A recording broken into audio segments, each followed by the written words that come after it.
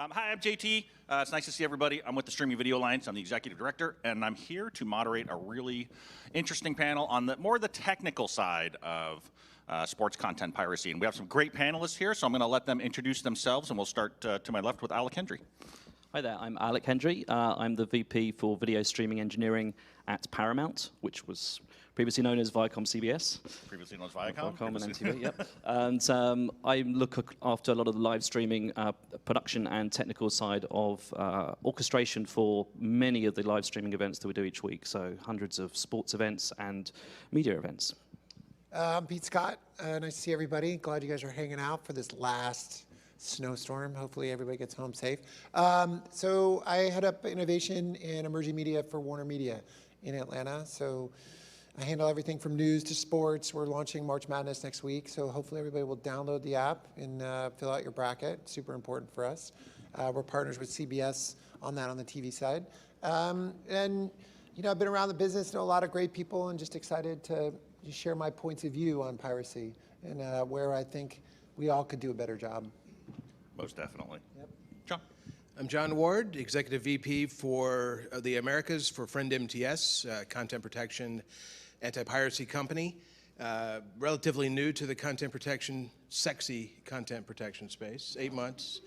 My background. Is the space sexy? Oh, sexy, absolutely. My background's live sports production from Fox Sports to DirecTV, where I met my good friend Pete Scott, and I do have the app, and I will be filling out a bracket. So glad to be here and appreciate the opportunity. Is there any way that I can fill out a bracket straight into the losers consolation bracket, because that's where I end up anyway? I'll give you mine. Well, you know what I think it's going to be super, just on a little tangent, I think what's going to be super interesting is this is the first time that you can legally bet on March Madness. Right. And so the difference between March Madness and obviously the Super Bowl, it's one day. But this is like a continuum of 3 weeks.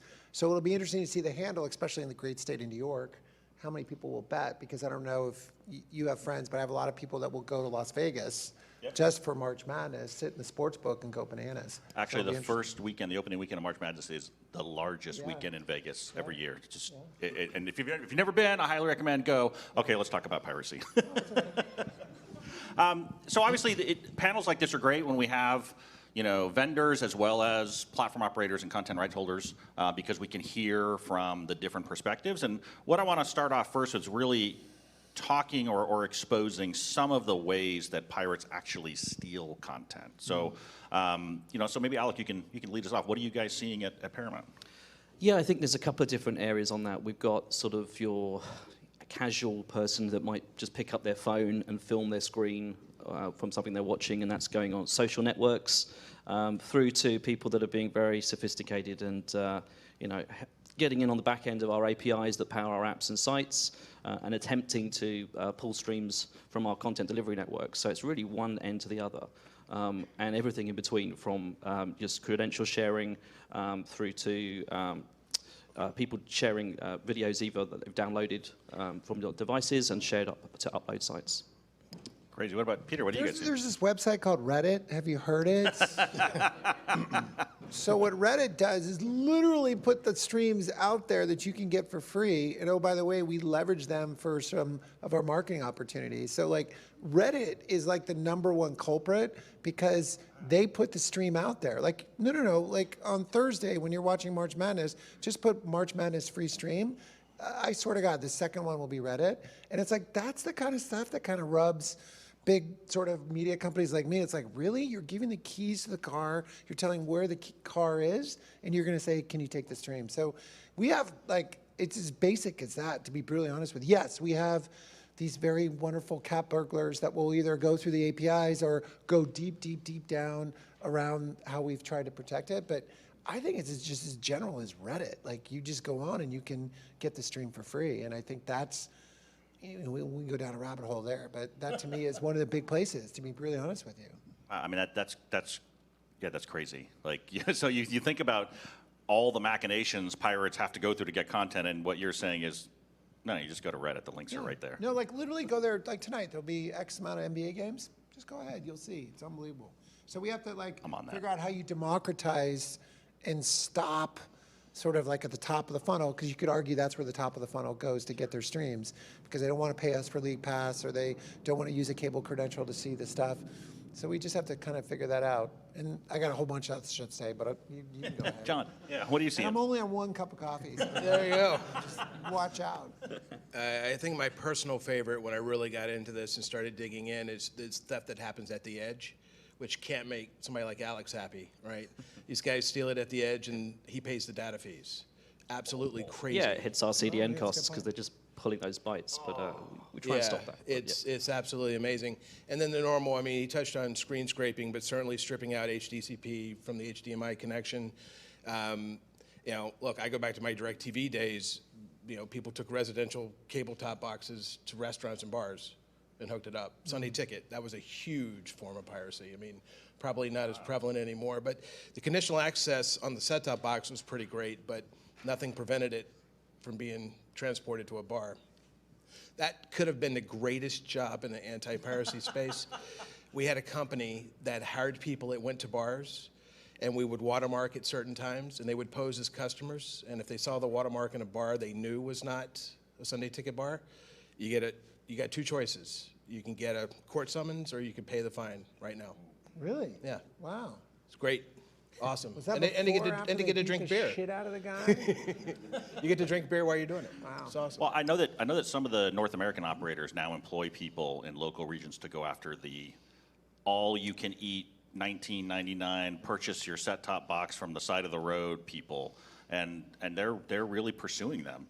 Like, you know, don't put an Android box in your home and expect to get 1,000 channels for free. It's not. Yeah, well, I'm amazed too at the people that, because they pay for it, albeit $10 or $20 a month, I'm not pirating anything. I'm paying for it. You know, it's amazing the infrastructure you can build to deliver video when you don't have the rights fees. That's a really good point. And they don't think any different. They're like, oh, $20, I get everything I need. Yeah. This is awesome. I'm paying Absolutely. somebody, just you're not paying the right guy. Right. Yeah. You know, and that leads nicely into sort of the next topic, which is, you know, kind of some of the techniques that, you know, operators and content right holders and CDNs and whatnot can use to stop piracy. You know, John, you had said something about HTCP, right? There's a lot of consternation regarding that in the industry because the keys have been released and it's just like it's a giant problem. You know, what are some of the technologies? You know, like John, we can start with you that are being used to combat some of that piracy and some of those issues. Yeah. So wait for it, DRM.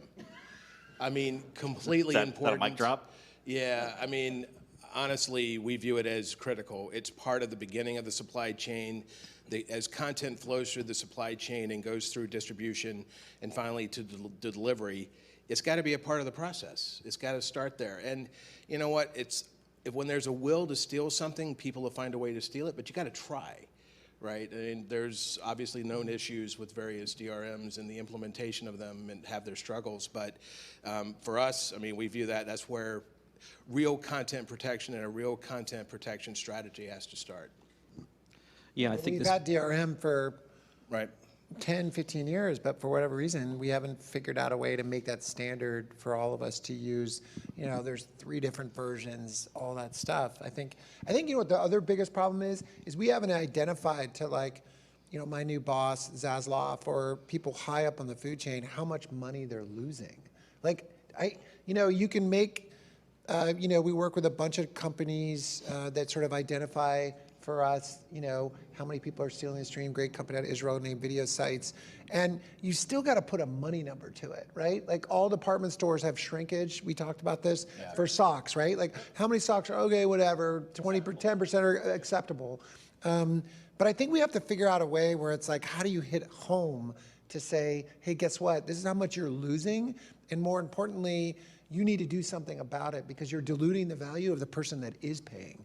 And I think, to me, you know, again, I'm only like 1 cup of coffee, but like we have with the leagues, we work both as a rights holder and as a partner with the leagues. And I was, you know, talking to John about this, like the leagues need to step up. This is my personal opinion. Like, and I work with them and they're great guys. Charge me a little bit more for the rights fee so you guarantee that there's a DRM solution around that stream. So if there's I always pick on Hungary when I do this, but if there's a Hungary stream and they're a rights holder of the NBA, that they haven't packaged it the right way, because if that hits Reddit, it doesn't matter what I do on TNT or what ESPN does or Paramount Plus. So I think we have to figure out a way where we can demonstratively show how much money is being lost, right? Because that kind of kicks them. And then we got to basically, get teams that this is the priority of what they do. Because again, I think there's this thing where, I don't know if it's with CBS, it's like, yeah, whatever. Like, it's not that a lot, it's not that much. Oh, absolutely. Like at the end of the day,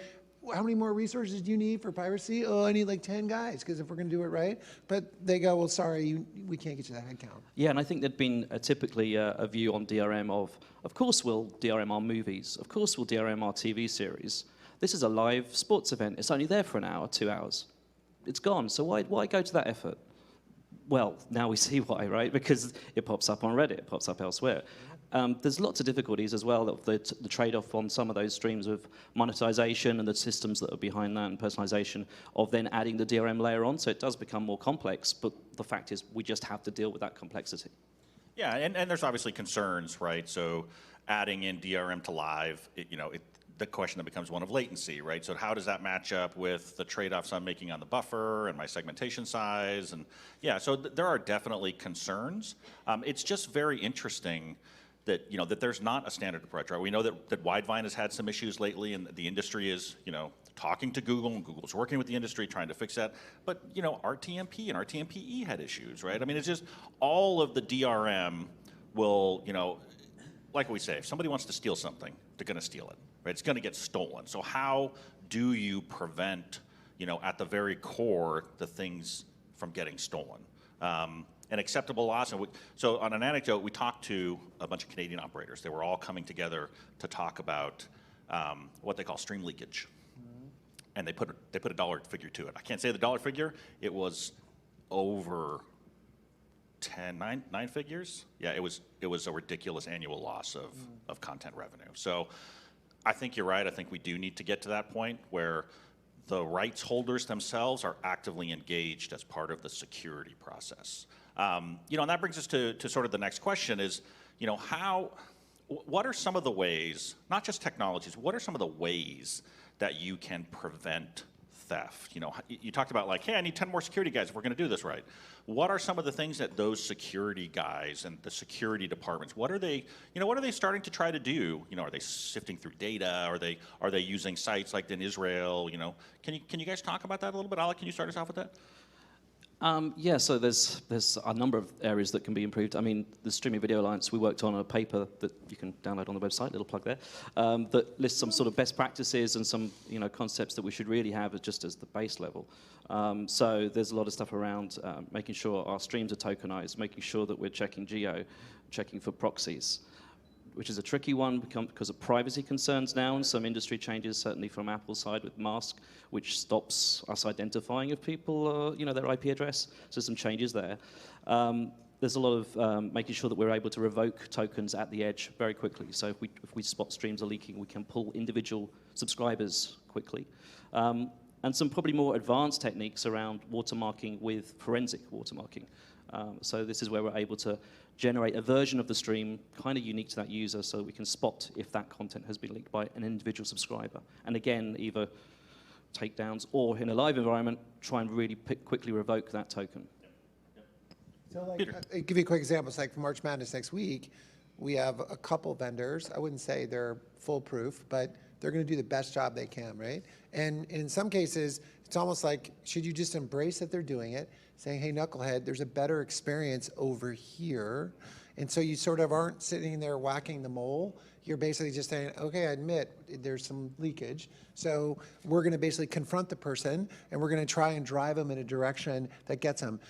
There's an interesting company called VFT Solutions here in New York, and they'll basically go into social chat rooms, and they'll analyze the social chat rooms when they start to see the share, and they'll just kind of arrive in the chat room, and they'll go, hey, everybody, I see that you're sharing illegally. Maybe you should go here. And suddenly, the second it hits, everybody stops talking and they run. So what's sort of interesting is like maybe it's not defeating the problem overall, but it is sort of unique ways of looking at it. With video sites, we watermark the stream. They send their AI golden retriever out around the world to go and find it. And when they find it, Pete, what do you want us to do? Cease and desist? Or do you want to tell them to go somewhere else? So it's kind of this interesting way of sort of trying to figure out how do you do it in a way that's proactive, but also gets them where they're not stealing the stream? John. Yeah, watermarking, to kind of add to that, mission critical, right? Not only to identify the bad actor at play, but certainly in a distribution model where content's being distributed to multiple partners to find out where a leak is actually occurring.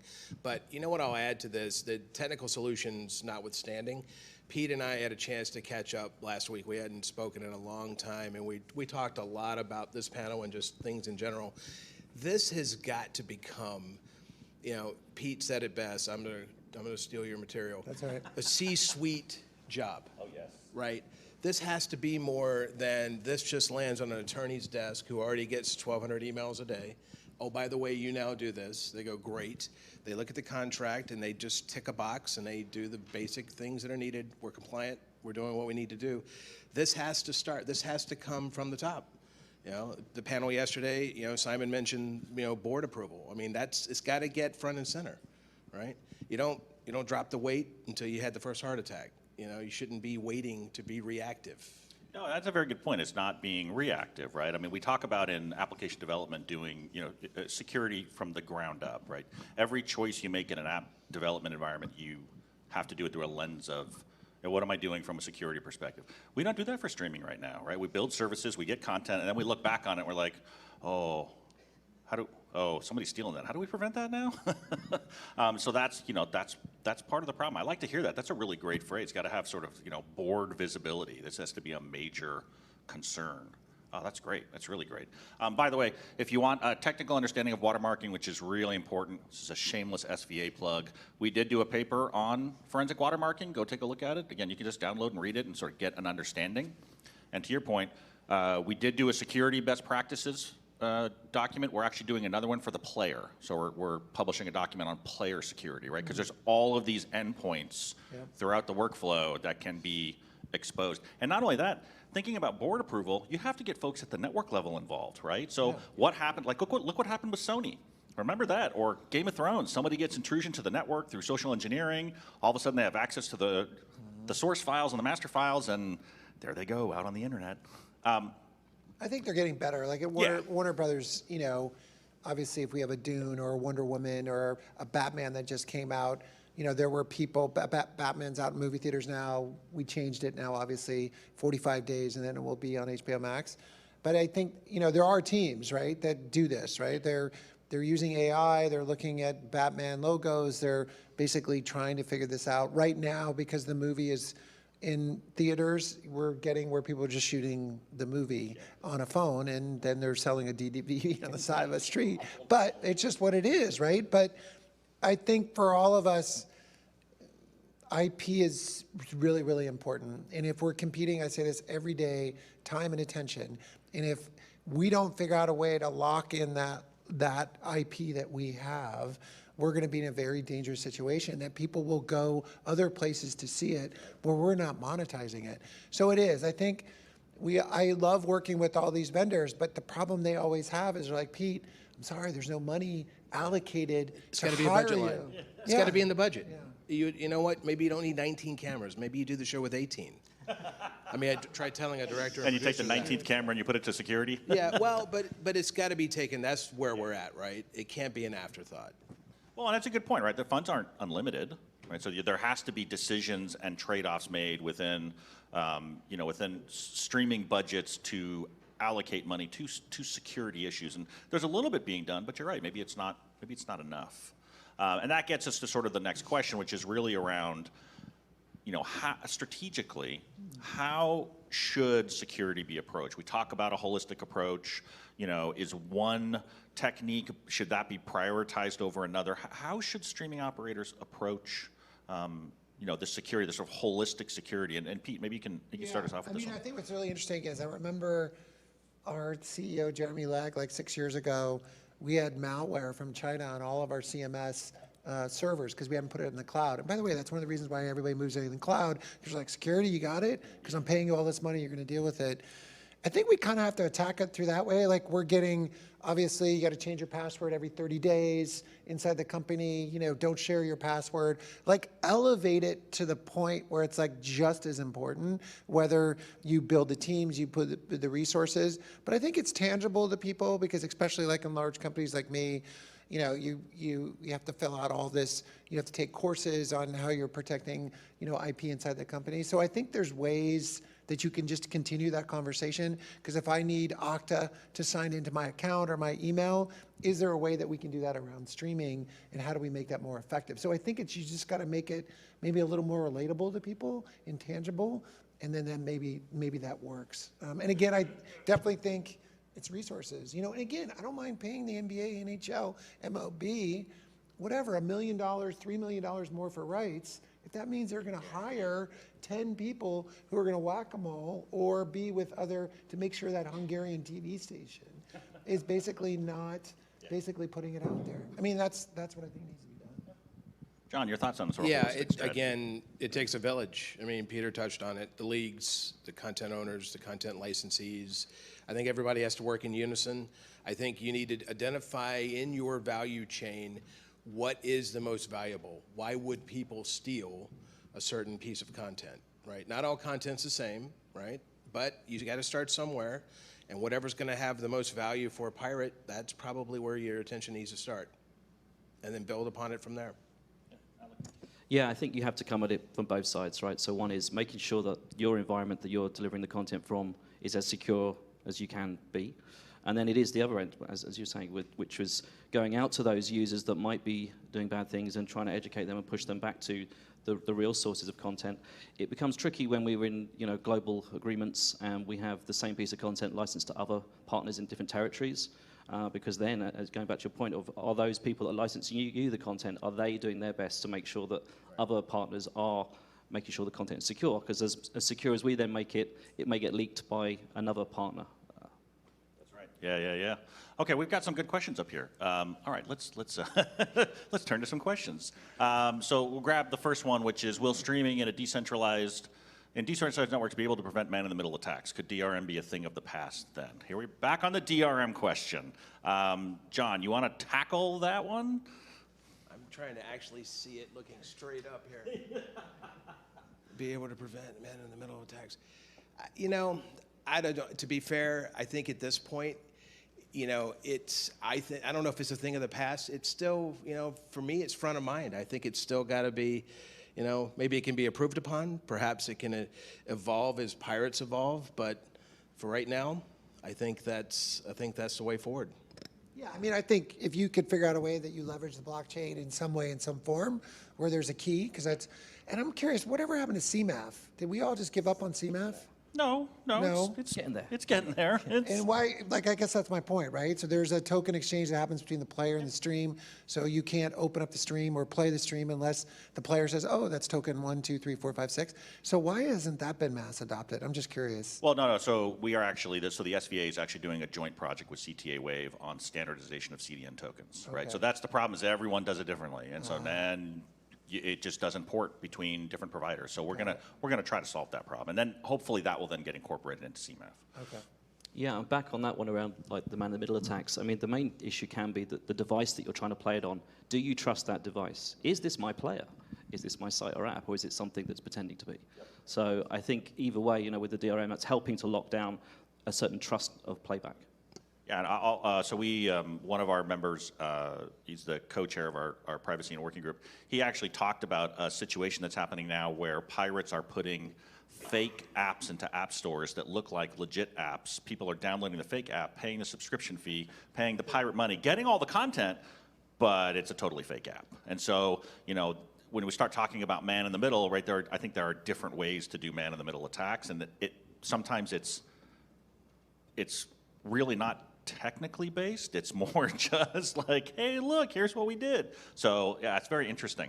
Okay, the second one. Are you taking any actions upon the increased usage of hijacked residential IPs to circumvent geo-restricted premium content barriers? Whoa. Yes. You mentioned it just there around CDN tokenization standards. What we see a lot of is people using these VPN systems that are using residential IPs, so you can't detect the VPN, they'll start the playback, and then it switches back. And then your CDN was just serving the bits. And of course, we don't know. And that's where I think the CDN tokenization, so that all your data is fully tokenized, is going to help on that.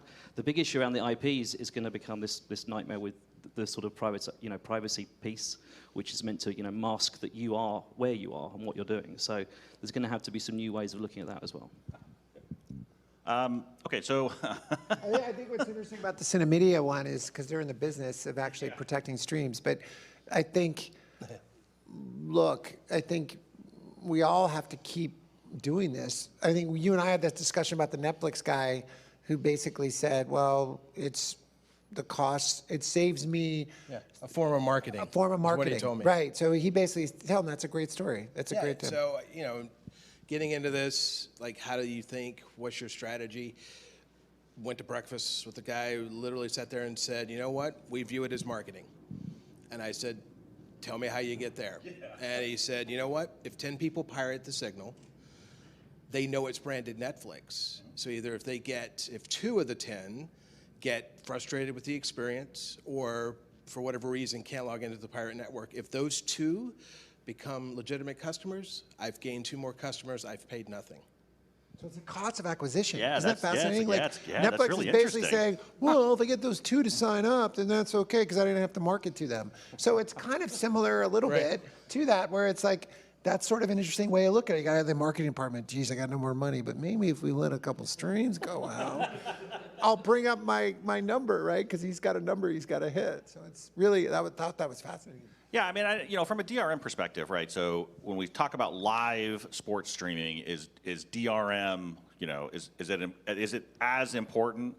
I think the opinion on that's still a little bit in the air. Like, people are trying to figure out, should this be part of our holistic strategy stack? But for VOD, obviously, not having VOD assets encrypted and protected, I mean, hi, BitTorrent, like, do you want your entire content catalog on BitTorrent? Because that's what's going to happen. So I don't believe DRM is a waste of time. It's like every security question is this the right use case for that specific type of security? Is it properly implemented? Correct. Yep, exactly. Okay, what are your thoughts on blockchain and content security, starting at content source? I mean, I'm a big fan, but anybody want to try that one? Yeah, maybe on the productions chain, I think it's quite a useful source, and tracking all the changes that are going through a pipeline and who's had access to it. Onto the actual streaming to end users, I don't think we've seen any standards-based approach to this yet, so I don't see it coming. We have a member company, Alluvio Live. So Alluvio's doing some blockchain-based distributed ledger-based live streaming. To the edge. Correct, of to their the system, edge. yeah. Yep. Yeah. So it's, I think it's a very interesting use case, but again, like you said, that there's been real no exploration into it yet, per se. So, all right, then we got a last question there, which is about Amazon rugby rights. Thankfully, there are VPNs, right? Obviously, there are companies out there, Newstar, GeoIP, folks that are trying to make sure that VPNs can get blocked, and that's a really tough. Do you guys have any thoughts on that about blocking VPN usage? Or I think what's so interesting about VPN, no one knew what the word VPN was 2 years ago, but then everybody goes into COVID, they sit in their house, they're like, well, wait, I want to get access to that. What's VPN mean? VPN. And then suddenly, I don't know if it happened to you, but you get VPN ads all the time. Yes, it's like, VPN. hey, don't worry about it. You can watch. Yeah, I thought it was super interesting. So I think you're right. I mean, disguising the VPN and where you're coming from and those rights that have it just happens, right? So, even content we have in HBO Max, we might be able to show it in Germany, but we can't show it in the UK because someone else has the distribution rights. So where is that artificial boundary that basically says, oh, no, you're not in Germany, you're actually in the UK? It's hard, Well, not only that, there are the internet is littered with stories about people who are in legitimate places where the rights holder has the right to distribute, and they can't watch it. They're like, why is it IP blocked here? And that just creates a lot of consternation for viewers. There's a question. A real one. A real question. Yes, person, interaction. No, I think, on the last point, isn't it about customer frustration and therefore that drives them? So, if you're a Prime member, you've paid your dues, you still can't get what is on offer, so you get frustrated, you'll go look elsewhere, you'll go to Reddit. So I think there's an accessibility issue that nobody's addressing. I know it's rights-based, but it's frustrating. frustrated, often it's frustrated people who just want to get what they want to get. Well, I mean, that's ultimately the issue, right? It's people who want to get access to content. And like I said, we've seen issues where there are valid rights in the region and people are still having, GeoIP issues and they can't watch it. And I mean, talk about getting irate customers on Twitter. I mean, it's, it's ridiculous. You guys have any thoughts on that? Yeah, but he's got a really good point, right? Like the point is, like, there's a frustration. It's like, then screw you. I'm going to go and find it. I think the hard part, as you know, is that we all have these commitments and rights fees that we want to protect because I'm paying crazy amounts of money for all this content. I do think maybe one day, knock on wood, there's this big sports portal. And basically you can go in, you could use your Prime, you could use your TV Everywhere, you could use your fingerprint, you can use your eyeballs, and you'll be able to get the stream that you want in one central large sports portal. And how you, what's that? Sportify. There you go. Someone check the IP, check the patent on that. right there. Yeah. No, but I mean, serious. Like, it may get down to that, and then everybody gets paid, right? So if it's League Pass and you have League, NBA gets paid, or that somebody has basically created Sportify that has all these different abilities for you to unlock, and everybody just goes to one place. Like, that's the shitty part, right? Like, if I was in Mexico City 2 weeks ago, and it's a nightmare to watch Liga MX down there. It's like, what? Like, you got to touch your head, stamp your feet, and then turn on FX, and you think it's there, but it's not there, as opposed to just going to Sportify and just saying, hey, I have my credential because I bought it from here. You just verify me, and I'm going to watch my sports. I think you're 100% right. I think that can handle. It's kind of like what happened with music, you could argue, right? Perfect example. When you made it easy for people to go to Spotify or Apple Music or Pandora, it's like, okay, cool. You made it easy. I'm not going to go, build a mixtape off of, some weird thing. It's a really good point. It's 2 points of frustration, right? So my guy Jason Wormser spoke about it on his panel. Content discovery. You sit down, you make the concerted effort. Okay, this is where I can watch it. I've paid it. I sit in the territory. I'm all good. You log in, you're blacked out, right? So two, I mean, it's awful experience. And you're right, it is. I mean, when we start talking about security and protecting rights and thwarting pirates, we really have to actually get to the root of why people steal content. Yeah. Like, Psychology of it. Yeah. absolutely. And I think if Netflix, that's that story. Like, that's very interesting how they're sort of turning it on its head. Like, okay, we get people are going somewhere else to get it, but if the quality is awful and the experience is terrible, if we can get them to come to us and pay a little bit of money, and they realize that they can get that content they wanted at an awesome quality, why wouldn't we do that? Why wouldn't we let people steal Until it? growth slows. Well, yeah. Until so many people are stealing. And then starts to slide downhill. Yep. Why are we losing subs? Yeah, no, it's a really good point you brought up. I like that. I mean, I think we have to start thinking more about the reason why people steal content. So, any more questions out there? I think are we at time? Cool. All right. Well, hey, listen. Thanks a lot, guys. That was a fun. fantastic Thank panel. you. Really cool. Thanks, Thanks everybody. everybody for coming.